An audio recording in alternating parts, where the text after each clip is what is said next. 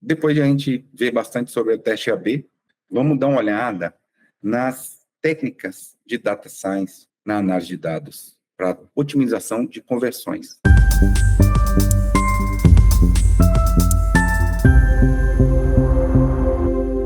Com isso, a gente vai voltar ao Python. É importante a gente falar que nosso curso aqui não é o de Python. Provavelmente a gente vai fazer isso em algum momento, trazer mais informações de Python na administração de dados, mas é importante a gente saber por trás o que está sendo feito. Quando a gente fala sobre algoritmo, sobre acurácia, sobre machine learning, o que está sendo feito? Como é feito isso? Para muitas pessoas parece um bicho de 7 cabeças. Então é importante a gente mostrar o que está sendo feito por trás, e a gente não vai entrar com tanto detalhe quando entrou lá no módulo 4, mas a gente vai mostrar mais ou menos o que acontece, para a gente saber o que está sendo feito na geração desses resultados, dessas análises avançadas.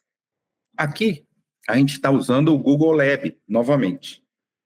Então, a gente sabe, a gente já viu, quem não viu lá no módulo 4, tem maneira de entrar, verificar e tudo.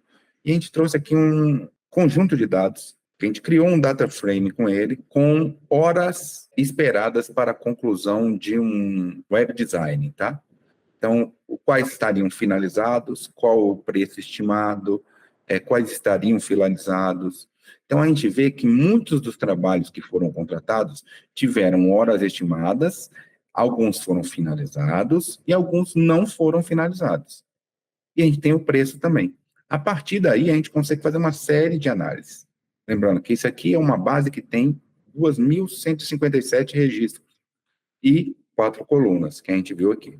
Usando a parte de plotagem de dados, por exemplo, os scatterplot que plota esses dados, a gente consegue ver a distribuição desses registros ao longo do tempo. Então, a gente tem qual o local onde a gente tem a maior parte de projetos. São os menores projetos, são os maiores projetos. Então, a gente considera de menores projetos os que têm menores quantidades de horas.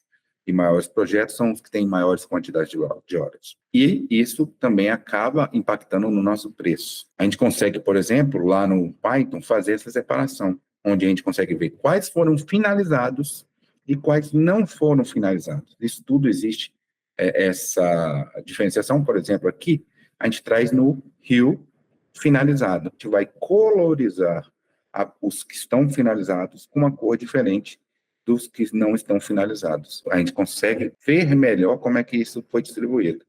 A gente traz, inclusive, separado, a gente pode dividir também em mais de um gráfico, onde a gente vai poder saber aonde é a maior concentração de finalizados e onde é a maior concentração de não finalizados. Então, quem está com finalizado igual a 0, não foi finalizado.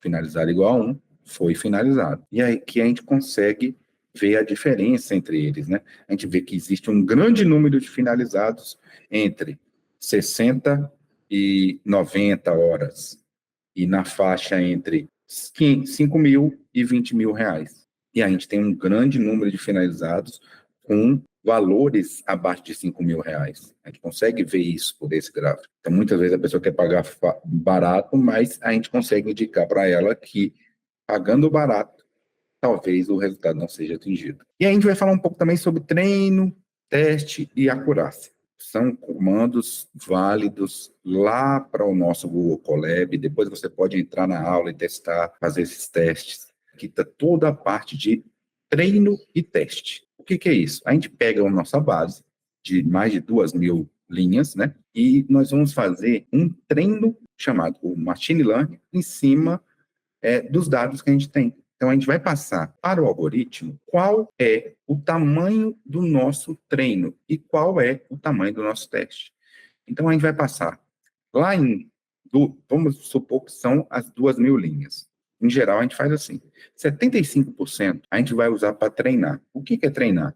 Olha, quando o usuário contratar por 5 mil reais com expectativa de entrega em 20 horas, vai ser finalizado. A gente vai colocar essa informação. Depois a gente vai colocar. Quando ele contratar com 5 mil reais e esperar que seja realizado em 10 horas, não vai ser finalizado. Então, a gente vai passar 75% da nossa base para esse treino. onde a gente vai treinar a máquina. E aí esse algoritmo vai anotar qual a maior probabilidade de cada um dos fatores acontecer. Depois disso, a gente pega o restante, os 25% restante daquela base, e vai aplicar o resultado desse teste. Então, a partir desse teste, desse treinamento que a gente fez, a gente vai testar se a gente conseguiria adivinhar, entre aspas, qual o resultado, se seria finalizado ou não, em cima daqueles outros 25%. Todos os comandos estão aqui, vocês podem conferir depois, e aí a gente vai melhorando esse teste e esse treino à medida que a gente vai passando.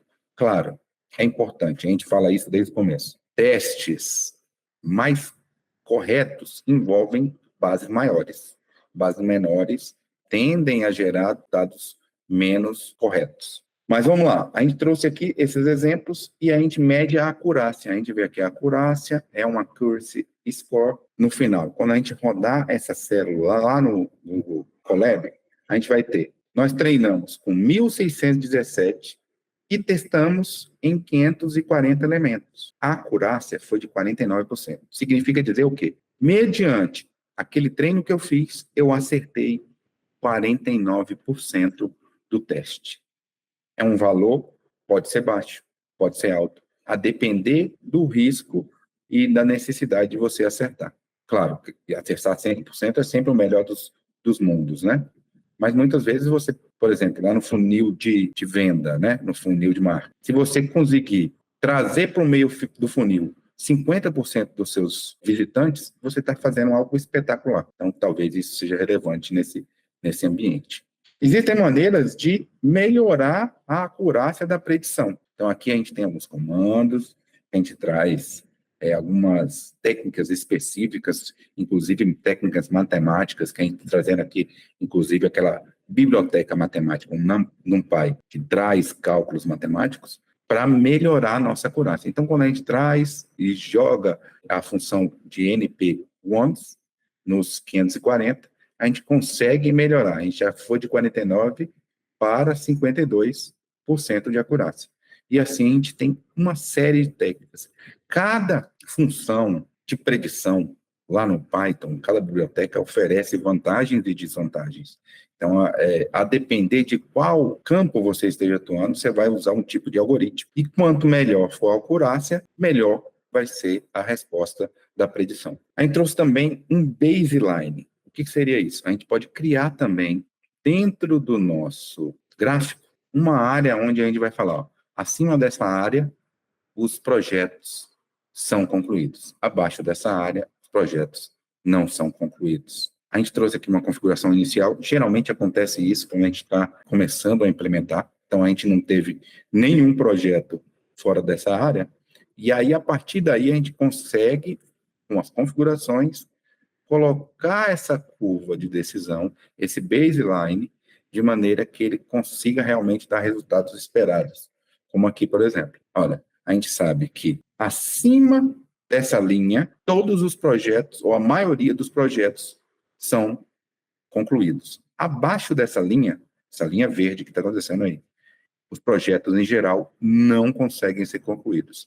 E é isso que acontece dentro da engrenagem do nosso machine learning, da nossa predição. Então, era importante trazer para vocês, apesar do curso não ser de Python, mas que vocês entendam o que está acontecendo por trás, como que ele toma essas decisões. Não são baseados em um dado, dois dados, mas em uma série de dados que são tratados para fornecer uma acurácia importante e relevante para o seu negócio. Outra técnica, além dessa parte de gráficos, é a árvore de decisão.